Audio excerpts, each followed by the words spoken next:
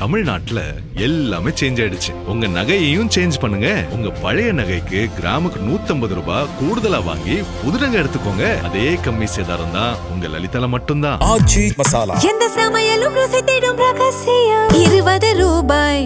ஹாலிடேஸ்னாலே அது நம்ம GT Holidays தான். GT Holidays, South India's #1 travel brand. You know you are special when you're with GT Holidays.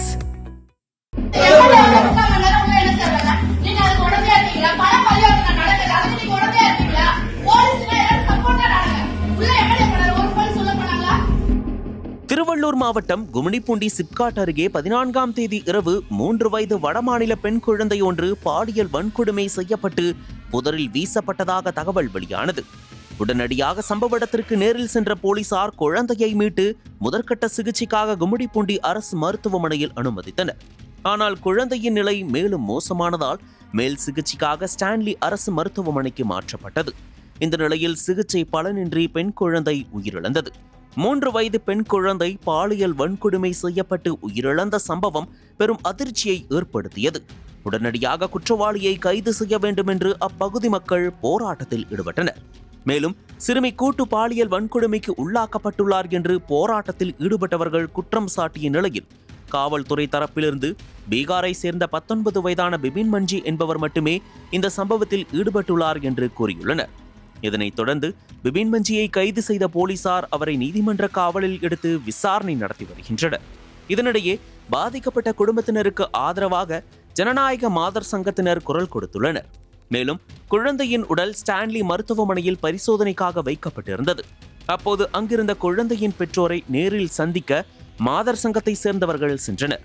ஆனால் போலீசார் அவர்களை சந்திக்க அனுமதிக்கவில்லை. அதே சமயம் தாவேகா MLA விஜயகுமார் பெண் குழந்தையின் பெற்றோரை தனிமையில் அழைத்து சென்று சந்தித்து பேசியுள்ளார்.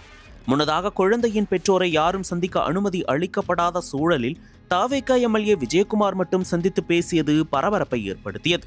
இதனை கண்டித்து மாதர் சங்கத்தினர் காவல்துறையினரிடம் வாக்குவாதம் செய்ததோடு MLA பாதிக்கப்பட்ட குடும்பத்தினரை மிரட்டிவிட்டு ஒரு படிவத்தில் கையெழுத்து வாங்கி கொண்டு சென்றதாக மாதர் சங்கத்தை சேர்ந்தவர்கள் குற்றம் சாட்டினர்.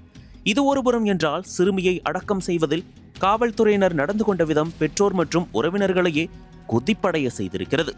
உடற்கூறு ஆய்வு முடிந்து குழந்தையின் உடல் பெற்றோரிடம் ஒப்படைக்கப்பட்டது. அதையடுத்து அடக்கம் செய்வதற்காக கும்மிடிப்பூண்டி மயானத்தில் ஏற்பாடுகள் நடந்து வந்தன.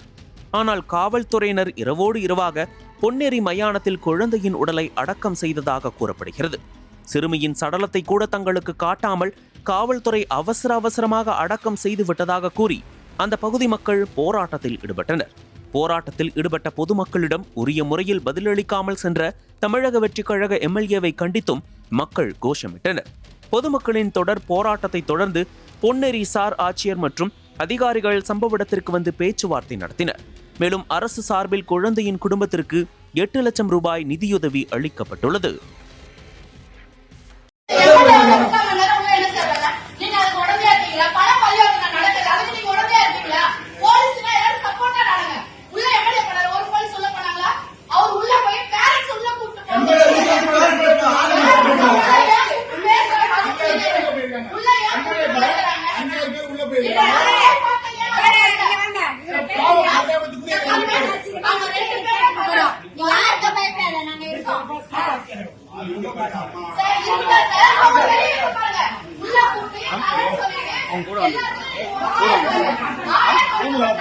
வீடியோ பிடிக்க சொல்றாங்க சார்.